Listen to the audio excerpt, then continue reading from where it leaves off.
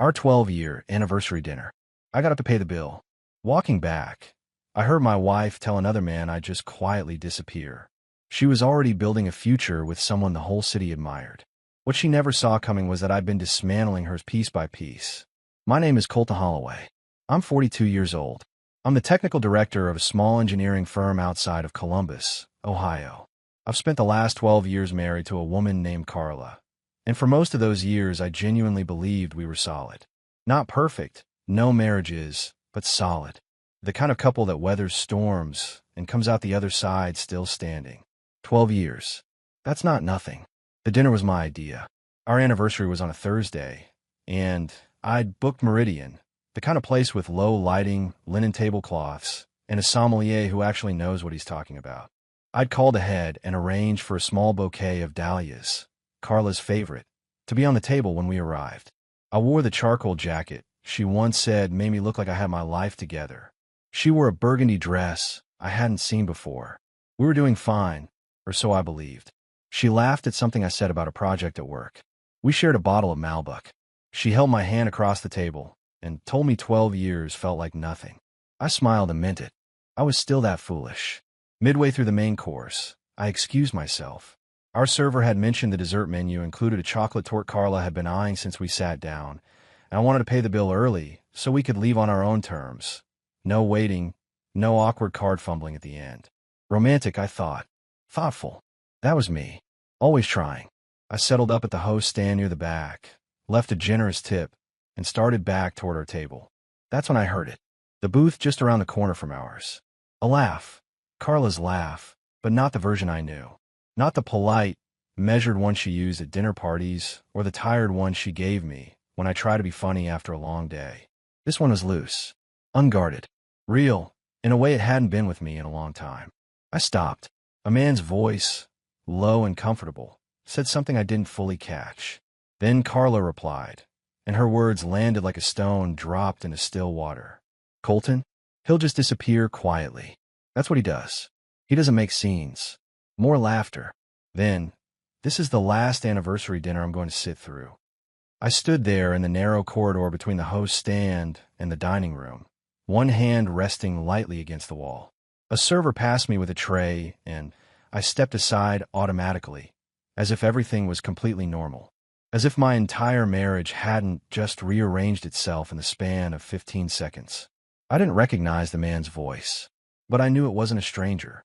The familiarity in it, the ease, the shared joke quality, that takes time to build. I walked back to the table, sat down, picked up my wine glass. Everything okay? Carla asked, tilting her head with a small smile. Perfect, I replied, keeping my voice even. They said the torte's exceptional tonight. She lit up and reached for the dessert menu. I watched her and tried to match the woman in front of me with the voice I'd just heard around the corner. They fit together with terrible precision. I didn't confront her. I didn't ask. I didn't let a single thing show on my face. 12 years of being the calm one, the reasonable one, the one who didn't make scenes. Turns out that training had a use after all. She was right that I'd disappear. She just had the version of me completely wrong. We finished dessert. She talked about maybe taking a long weekend somewhere before the weather turned. I nodded and said that sounded nice. I drove us home. I watched her take off her earrings in the bathroom mirror, hum something quietly, and go to bed without a second look in my direction. I sat in the kitchen until 2 in the morning with a glass of water I didn't drink, running the voice through my head over and over, trying to place it. By the time I went to bed, I had made exactly one decision. I wasn't going to disappear quietly.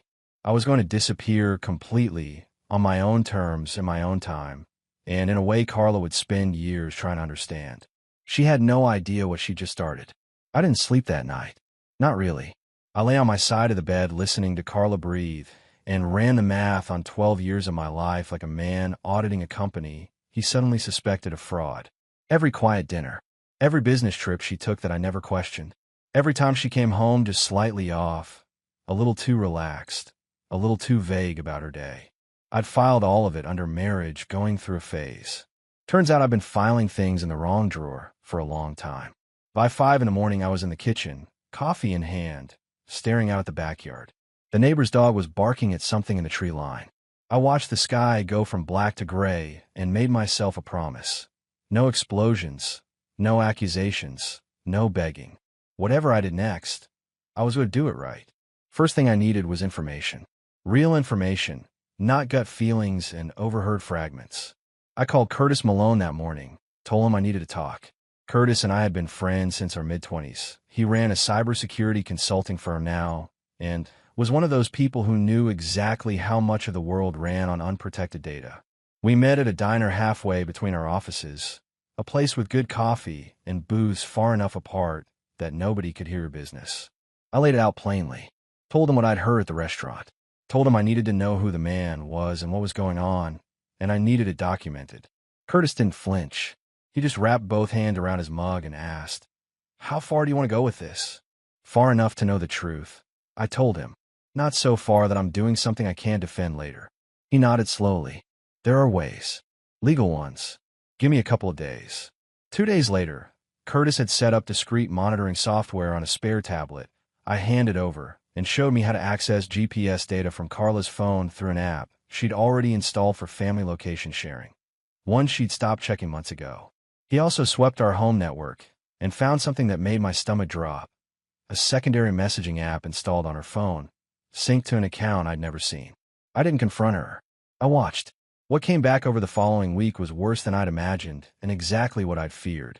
Late-night messages to a contact saved only as location pings at a downtown hotel on 2 separate Tuesday afternoons.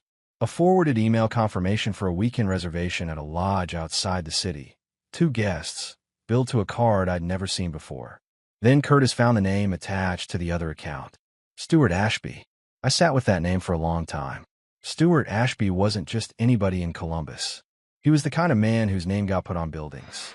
He developed 2 shopping centers on the east side of the city and bankrolled the construction of a charter school out in Westerville that got written up in the local paper 3 times. He showed up at charity galas. He gave speeches at Chamber of Commerce lunches. He was exactly the kind of man who could make a woman feel like she was trading up.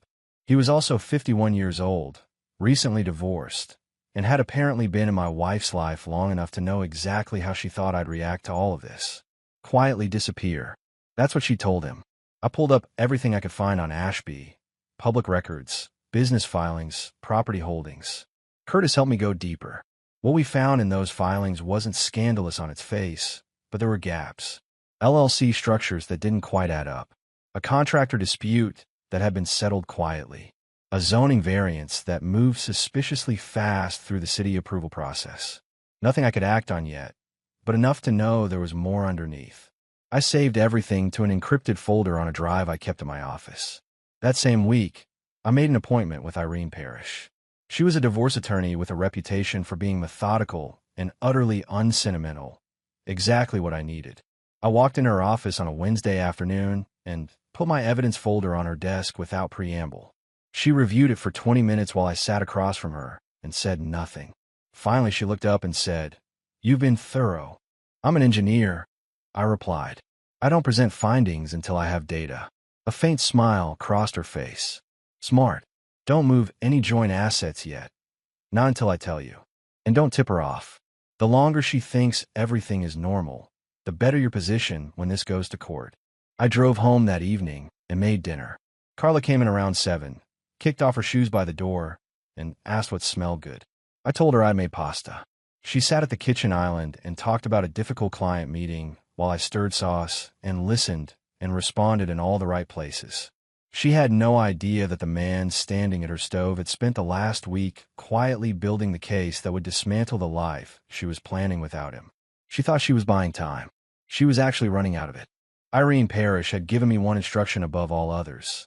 Don't tip her off. So I didn't.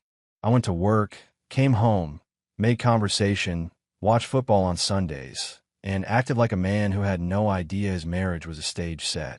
Meanwhile, everything I was learning got cataloged, dated, and saved to the encrypted drive I kept locked in my desk at the office. Curtis had been digging into the messaging app for 2 weeks when he flagged something that stopped me cold. He called me on a Tuesday evening while Carla was at her book club, or wherever she actually was on Tuesday evenings, and said, "Colton, I need you to sit down before I tell you this." I was already sitting at my kitchen table. "Just say it." The earliest message I can recover in that secondary account dates back 4 years and 7 months ago. A pause. But the account itself was created 6 years ago. 6 years. We've been married 12. That meant this hadn't started as a midlife drift or a moment of weakness. It had started when William was 11 years old, when Carla and I had just finished paying off the second car, when I thought we were finally hitting our stride. I set the phone down on the table and stared at the wall for a long time. I'd always known, somewhere in the back of my mind, that Carla hadn't married me for the reasons I'd married her. She'd been careful about it. Never cruel, never obviously calculating. But there were moments over the years when I'd catch something in her expression that didn't quite fit the scene. A flicker of assessment. A pause before affection. I'd always talk myself out of what I was seeing. Curtis's next call came 3 days later and hit even harder. He traced the financial threads further back and found transfers. Modest at first, then growing, from a joint savings account we'd opened when William started high school, supposedly for his college fund. Over 18 months, nearly $40,000 had moved in small increments to an account I'd never seen. An account in Carla's name only, opened at a credit union across town. $40,000. Gone. My money, built from years of early mornings and late nights at the firm, quietly redirected toward whatever future she was constructing without me. I called Irene the next morning.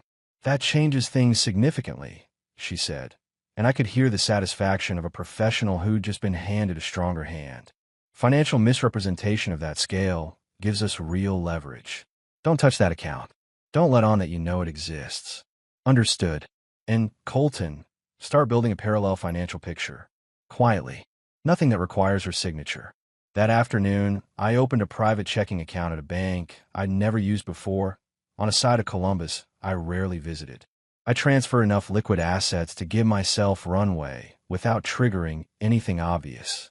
Then I sat in the bank parking lot for 10 minutes afterward, watching people walk past the ATM, thinking about the man I was becoming. Methodical, contained, dangerous in a way I'd never needed to be before. I was okay with it. Stuart Ashby had a profile that was hard to miss if you lived in Columbus. 2 shopping centers on the east side, a charter school in Westerville with his family name above the entrance, and a habit of showing up in the local business journal every time he broke ground on something new. He was the kind of man who cultivated the appearance of generosity the way other men cultivated stock portfolios, strategically, with one eye always on the return. I'd met him twice in person. Once at a chamber event about 4 years ago, once at a neighborhood fundraiser the following year. Both times Carla had been with me. Both times I'd thought nothing of it. Now I was thinking plenty. Curtis had pulled Ashby's business filings at my request and spent a week going through them with the kind of patience that only someone who genuinely enjoys finding buried things can sustain. What he surfaced was interesting. 2 of Ashby's LLCs had the same registered agent, a small law firm that also happened to represent 3 city council members. A zoning variance on his second shopping center had moved through the approval process in 11 days. The city average for comparable applications was 4 to 6 months. That's not luck, Curtis told me over coffee. That's access. Can we document it? Already am. Public records, cross-referenced with campaign donation filings. He slid a folder across the table. It's not a smoking gun yet, but it's the kind of thing that gets interesting when it lands on the right desk. I took the folder. I wasn't sure yet what desk that would be, but I filed the information away with the same care I gave everything else. In my experience, leverage has a way of revealing its purpose when the moment arrives. What I discovered about Ashby personally was equally illuminating. He'd been divorced for 2 years, a settlement that, according to court records, had been contentious and expensive. His ex-wife had accused him of hiding assets through one of the LLCs. She'd been partially right, according to what Curtis found, but hadn't had the documentation to fully prove it. I had better documentation, and a much clearer motive to use it. The personal dimension hit me one evening when I was going through Carla's synced calendar, something she still hadn't thought to unlink from the family tablet. There was a recurring blocked slot every Tuesday and Thursday afternoon, labeled PT, for what I'd always assumed was physical therapy for the shoulder she'd strained 2 years ago. I checked the GPS data against those slots. She hadn't been anywhere near a physical therapy clinic in 4 months. What I also found on that calendar, buried in a note attached to a Thursday entry, was a fragment of a message she'd apparently copy-pasted. W knows. Don't worry. He won't say anything to see. W. William. My stepson. 17 years old. A kid I'd coached through 2 years of junior varsity baseball. Helped with college application essays. Driven to school on early mornings when he missed the bus. A kid who apparently knew what his mother was doing and had decided that my feelings about it weren't worth the conversation. I closed the tablet and set on the desk carefully, the way you set something down when your hands want to do something else entirely. I didn't confront William that night. I wasn't ready. But I made a note, literal and mental, that when the time came, that conversation was going to happen on my terms, not anyone else's. Carla thought she had her household aligned. Thought everyone was playing for her team. She'd forgotten something important. I was the one who'd built the team. There's a particular skill set required to live 2 lives simultaneously. You have to compartmentalize completely, not just emotionally, but logistically. Calendar discipline. Consistent cover stories. The ability to sit across a dinner table from someone and perform warmth while your mind is somewhere else entirely. Carla had been doing it for 6 years. I've been doing it for about 3 weeks, and I was already exhausted. The difference was that my version had a finish line.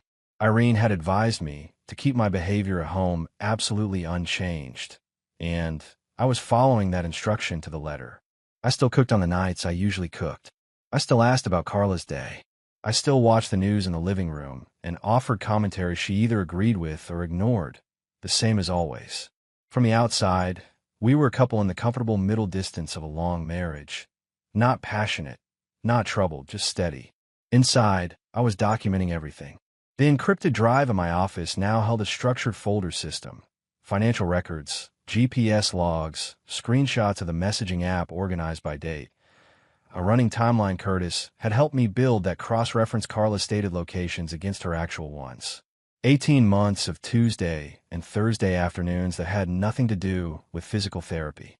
6 hotel stays, documented with date, location, and duration. The transfers from the college savings account, traced and confirmed. I'd also quietly opened accounts at 2 separate banks, transferred half our liquid assets under Irene's guidance, and begun the process of removing my name from joint credit lines we'd accumulated over the years. Irene had been clear, do it incrementally, do it legally, do it now. What I hadn't yet done was deal with William. That changed on a Wednesday evening in October. Carla was at her sister's, genuinely. I confirmed it on the GPS, and William was home, doing homework at the kitchen table with his earbuds in. I made 2 mugs of coffee, set one in front of him, and pulled out the chair across from him. He looked up, and something moved across his face. Not surprise exactly. More like the recognition of something he'd been waiting for. I reached over and gently pulled one earbud out. I need to talk to you. He didn't pretend not to know what it was about. That told me everything. He just set his pencil down and sat back in his chair, arms crossed loosely, looking at the table. How long? I asked quietly. A long pause. Then, about a year. Maybe a little more. Did she ask you not to tell me? He looked up then, and the conflict on his face was real. He wasn't a bad kid. He was a 17-year-old who'd been handed an impossible situation by his mother.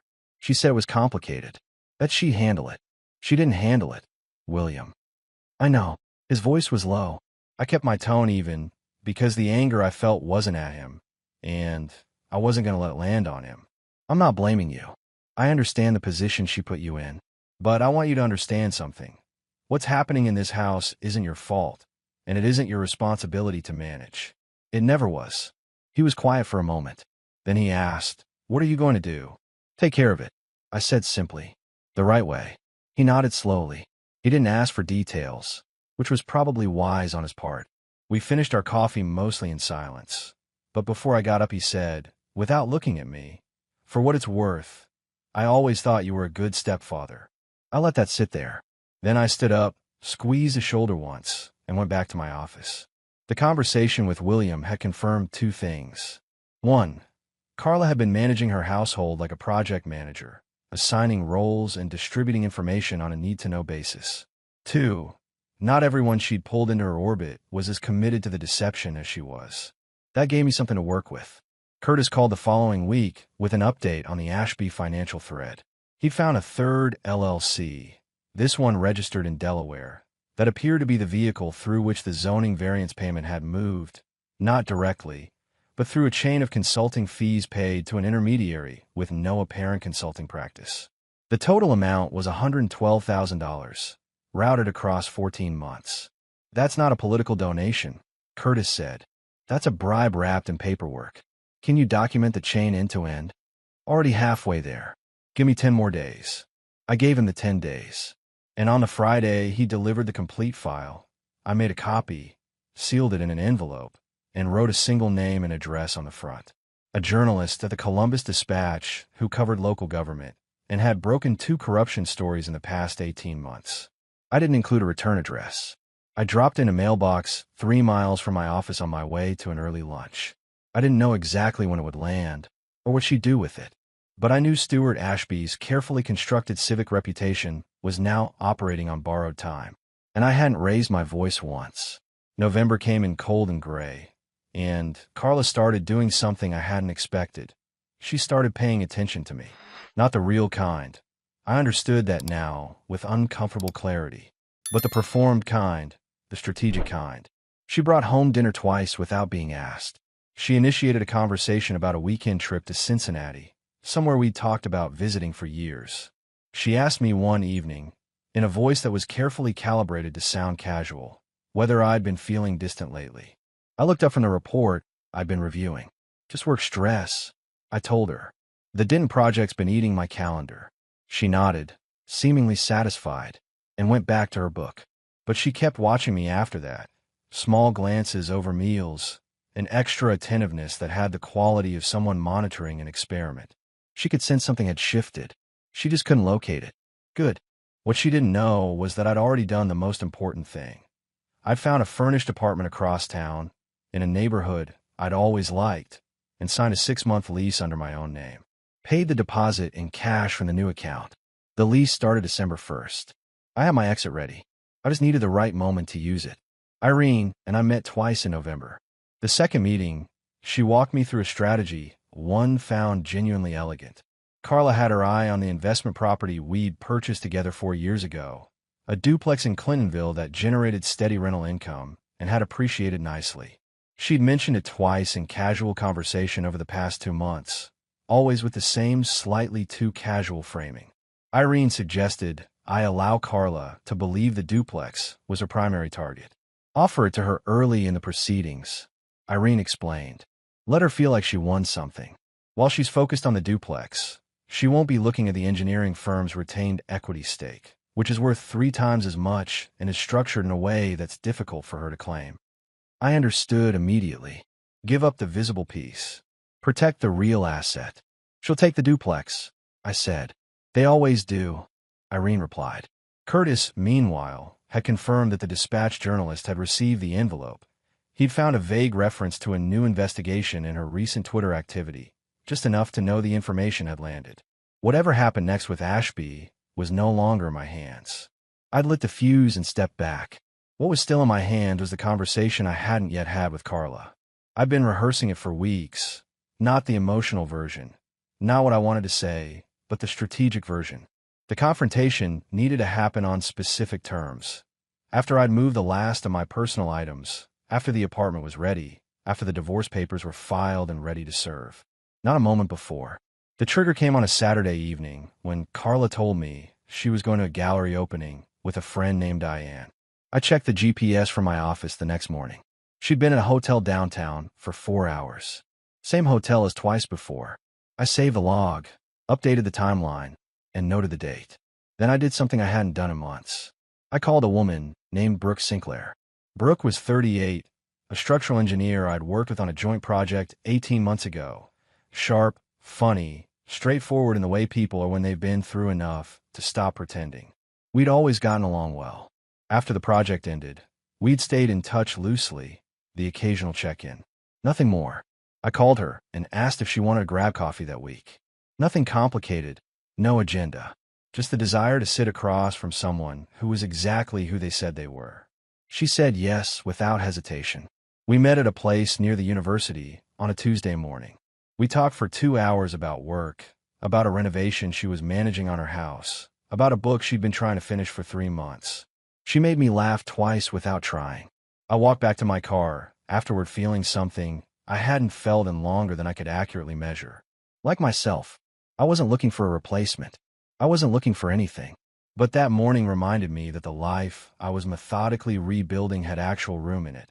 For conversation, for laughter, for the kind of ease that I'd apparently been living without for years without fully registering the loss. I drove back to the office, updated 2 project files, and spent the rest of the afternoon working with the focused, clean energy of a man who finally knew exactly where he was going. December arrived, and I started moving pieces off the board. The apartment on Fairfield Avenue had been ready since the first of the month. A clean 2-bedroom in a building I'd chosen specifically because nobody I knew lived within 4 blocks of it. I'd furnished it gradually, one carload at a time on mornings when Carla was at the gym. Books I'd been missing for years. The good coffee maker she claimed as hers when we reorganized the kitchen. My grandfather's tackle box that had been sitting in the garage since we moved in. The things that were mine, and only mine, relocated quietly to the place I was already beginning to think of as home. Irene and I met on a Tuesday morning, and she walked me through the final structure of the filing. The divorce papers were drafted, signed on my end, and ready to serve. She'd reviewed the full evidence package, the GPS logs, the financial transfer trail, the hotel receipts, the screenshot archive from the messaging app, and characterized it as one of the cleaner cases she'd handled in terms of documentation. She's going to contest the financial claims, Irene told me, sliding the folder back across the desk. But contesting them requires explaining them, and she can't explain them without confirming the affair. She'll be arguing against herself. What about the duplex? Irene allowed herself a small, measured smile. Offer it at the first mediation session. Frame it as a good faith gesture. She'll take it within 20 minutes. And the firm's equity stake. Properly structured as a premarital business asset with retained interest. She gets nothing there unless she wants to spend 2 years in litigation. She won't win. She paused. Don't let her attorney know you're aware of the college fund transfers until we're in the room. That's our second card.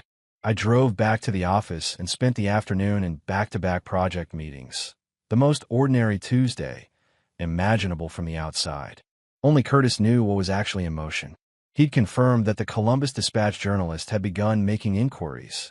A source at City Hall had mentioned being contacted for comment on something related to a commercial development company. Ashby's name hadn't appeared publicly yet, but the ground beneath him was already shifting in ways he couldn't see. That evening I came home, and Carla had made dinner. Lamb chops, roasted vegetables, a bottle of red she'd been saving. She'd set the table properly, which she hadn't done on an ordinary weeknight in years. She was dressed nicely. She'd done something with her hair. She was running a play. I watched her do it with something close to clinical detachment. Over dinner she talked about the new year, about how she wanted things to feel different between us, more connected, more intentional. She used the word intentional 3 times. She reached across the table and touched my hand and said she thought we'd both been too caught up in routines, that maybe we needed to shake things up. I kept my expression warm and open. I said I thought she was right. I said the new year felt like a good opportunity to reassess. She went to bed that night, looking satisfied with herself. I sat in the kitchen afterward and sent Irene a 1-word text. Thursday morning, I was up at 5:30. I showered, dressed, and loaded the last 2 boxes from my home office into my car while it was still dark. The house was quiet. Carla slept until 7:30 on weekdays and never came downstairs before coffee. I left her coffee maker on the counter. She'd always considered it hers anyway. I drove to the office, handled 2 hours of work, and at 10 a.m. received confirmation from Irene's paralegal. Carla had been served at home at 9:47. Her signature on the receipt was described as shaky. I imagined that. Then I stopped imagining it and went back to work. Curtis called at noon. His voice had an edge to it that I recognized. The sound of a man who just confirmed something significant. The dispatch piece is running Sunday, he said. Front page of the business section. They've got the full LLC chain, the zoning payment, the intermediary connection. She called Ashby's office for comment yesterday, and his PR person spent 45 minutes on the phone with her, trying to talk her out of it. She ran it anyway. She's running it anyway. I thanked him and ended the call. The first message from Carla came at 11:15, while I was in a project meeting. I didn't look at it until I was back at my desk. What is this? Call me right now. The second one came 20 minutes later. Colton, I need to talk to you. Please. The third was longer, a paragraph about shock and not understanding and asking me to come home so we could talk. I replied to all three with one message. Everything you need to know is in the filing. Irene Parrish's contact information is on the cover page. She called twice. I let both calls go to voicemail. What I hadn't anticipated, or rather, what I prepared for but hoped to avoid, was Carla showing up at my office. She arrived at 2:15. I know because my assistant called back to tell me. Her voice carefully neutral in the way it gets when she's reading a situation she doesn't want to editorialize on. I told her to send Carla in. Carla walked in my office, and she looked like a woman who'd spent 4 hours in freefall, trying to find something to grab onto. Her composure was mostly intact. She was too controlled to come invisibly wrecked, but the edges were fraying in ways I could see clearly because I'd spent 3 months learning to read her with fresh eyes. She closed the door behind her and stood in the middle of the room. How long have you known? Sit down, Carla. She stayed standing. How long? Since the anniversary dinner, I said evenly. The booth around the corner from ours. You said I'd disappear quietly. I leaned back in my chair. You were partially right. Something moved across her face. Not guilt exactly. More like the recalculation of someone who's realized the board doesn't look the way they thought it did. It isn't what you think, she started. I held up one hand.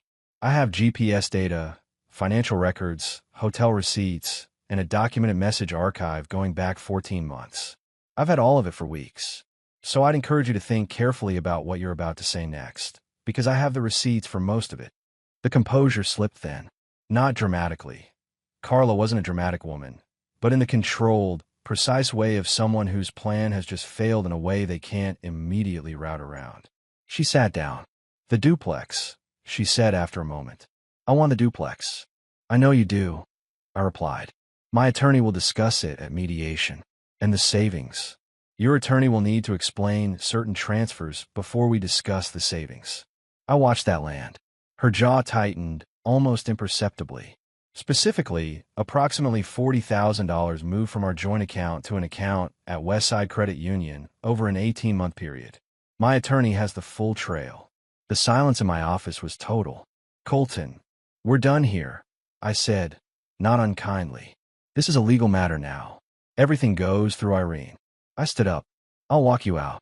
She stood slowly, and for one moment, she looked at me with an expression I hadn't seen from her in years. Something unguarded and almost searching, like she was trying to find a version of me she thought she knew. The one who would have crumbled. The one who would have begged or raged, or made a scene she could redirect. That version had been gone for 3 months. She just hadn't noticed his absence until now. I held the door open. She walked through it without another word. I watched her cross the parking lot from my window. She sat in her car for a long time before she drove away. Sunday morning, the Dispatch ran the story. Stuart Ashby's name appeared in the headline. The piece detailed the LLC structure, the zoning payment chain, the intermediary connection, and included a response from Ashby's spokesperson that confirmed, through its careful denials, that the allegations had substance. By Monday morning, 2 city council members had issued statements calling for a review of the approval process. By Wednesday, Ashby had retained a criminal defense attorney. Carla stopped contacting me directly after that. January in Columbus is the kind of cold that makes everything feel final. Gray sky, bare trees, the city stripped down to its bones. It suited me. I've been stripping things down for months, and I was almost done. Mediation was scheduled for a Thursday morning in neutral office downtown. A conference room with a round table, a moderator named Gerald Frost, who looked like he'd heard every version of every story, and 2 attorneys who'd been communicating through documents for 3 weeks. I arrived 10 minutes early, poured bad coffee into a paper cup, and sat with my hands flat on the table. Carla arrived with her attorney, a man named Philip Rhodes, who came in projecting the careful confidence of someone who'd reviewed the file and wasn't entirely happy with what he'd found. He and Carla took seats across from Irene and me. Carla looked composed. She'd dressed the way she dressed for important things, polished, deliberate, nothing out of place. She didn't look at me directly when she sat down. Gerald Frost opened with the standard language about good faith negotiation and voluntary resolution. Then he turned it over to the attorneys. Rhodes led with the House. Irene let him talk for 4 minutes, then laid the financial transfer documentation on the table. The full $40,000 trail from the joint savings account to Carla's private account at Westside Credit Union. She presented it without commentary, just slid the folder across and waited. Rhodes glanced at his client. Carla's expression didn't change, but something behind her eyes recalibrated. "We're prepared to address those transfers," Rhodes said carefully. "I'm sure you are," Irene replied pleasantly. "We can address them in detail, or we can move on to a framework that accounts for them in the division structure. Your client's choice." The silence lasted about 8 seconds. Carla leaned slightly toward Rhodes and said something too quiet to hear. He nodded once. "We'd like to discuss the Clintonville property," Rhodes said. There it was, right on schedule. I kept my face neutral and let Irene do her job. What followed was 40 minutes of careful negotiation that went almost exactly as Irene had mapped it. Carla's side pushed hard for the duplex. Irene offered it after a measured resistance, framing it as a significant concession. Rhodes accepted on Carla's behalf within the time frame Irene had predicted. The joint savings account was split with an adjustment reflecting the undocumented transfers. The house went to a structured equity split with a 12-month buyout window. The engineering firm's retained equity stake was never mentioned. Rhodes hadn't found it. I hadn't expected him to, but I prepared for the possibility. He hadn't. When Gerald Frost summarized the agreed terms and asked both parties to confirm, I looked across the table at Carla for the first time that morning. She was looking back at me with an expression I couldn't fully read. Not quite bitterness, not quite regret. Something more complicated than either. Like someone standing at a distance from a fire, they lit themselves, realizing it burned differently than they'd imagined. "Confirmed," I said. Outside, Irene shook my hand on the sidewalk. "Clean," she said simply. That was enough. I drove to the Fairfield apartment, changed out of my suit, and spent the rest of the afternoon moving the last few items in from a storage unit I'd rented back in October. It took 2 trips and a hand truck. By evening, the apartment felt like mine. Not staged, not temporary, but actually lived in. I made a proper dinner for the first time in weeks, something with actual effort behind it, and ate at my own table in my own space with the particular satisfaction of a man who'd fought a long, quiet battle and come out the other side with his integrity intact and his assets protected. Curtis called while I was washing up. "Ashby resigned from the charter school board this afternoon," he said. "Issued a statement about wanting to focus on addressing the allegations without distraction to the institution."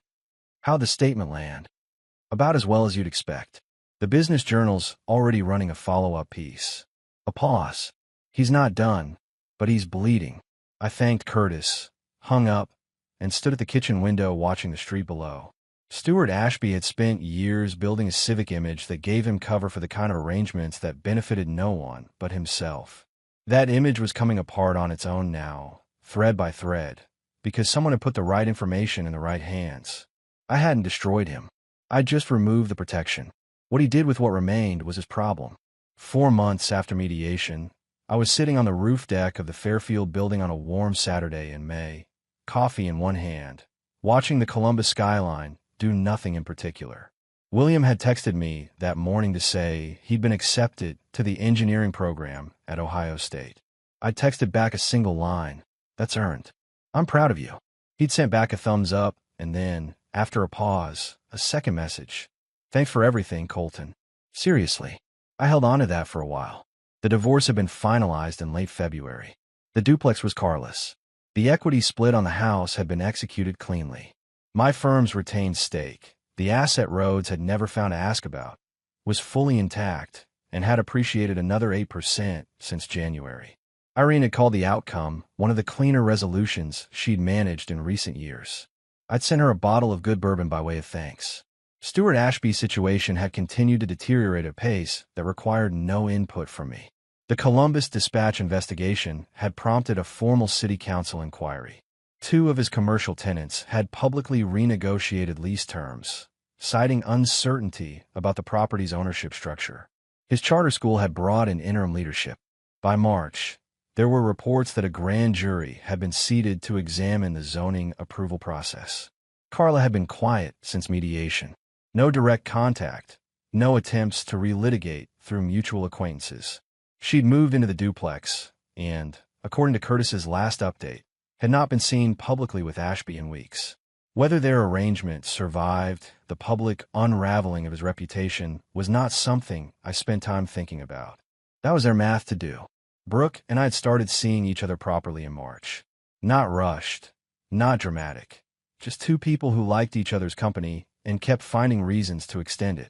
She was straightforward in a way I hadn't realized I'd been starving for. She said what she meant. She didn't perform. On our third proper date, she told me bluntly that she had no patience for games and no interest in anything that wasn't real, and I'd looked at her across the table and thought, finally. We weren't putting labels on it yet. We didn't need to. One evening in April, I'd been driving back from a site visit when I passed Meridian, the restaurant where Carla and I had our last anniversary dinner. I didn't slow down, didn't feel the pull to stop or to reconstruct the memory or to measure the distance between who I'd been that night and who I was now. I just drove past it and turned up the radio. I realized what actual healing felt like. Not a ceremony, not a resolution speech, just a Tuesday evening where a place that used to mean something now meant nothing at all, and the absence of meaning felt like freedom rather than loss. Carla had told Stuart Ashby that I'd disappear quietly. She'd said it with the casual certainty of someone who thought they knew exactly what kind of man they'd married. She was right that I disappeared. Wrong about every other detail. I didn't disappear into bitterness or self-destruction or a long decline. I disappeared from a life that had been built on a foundation I hadn't known was hollow, and I reappeared somewhere else entirely. A better apartment, a cleaner financial position, a real connection with a woman who'd never once looked at me like I was something to be managed. The version of me who sat at that anniversary table and drove home in silence, already building a plan. That man knew something the old version of me hadn't. He knew that quiet doesn't mean weak. That patience isn't the same as passivity. That the most devastating thing you can do to someone who underestimates you is simply to prove them wrong. I proved her wrong. And on that May morning on the roof deck, with William's text still on my screen and Brooke's name in my call log from the night before, I was done looking back.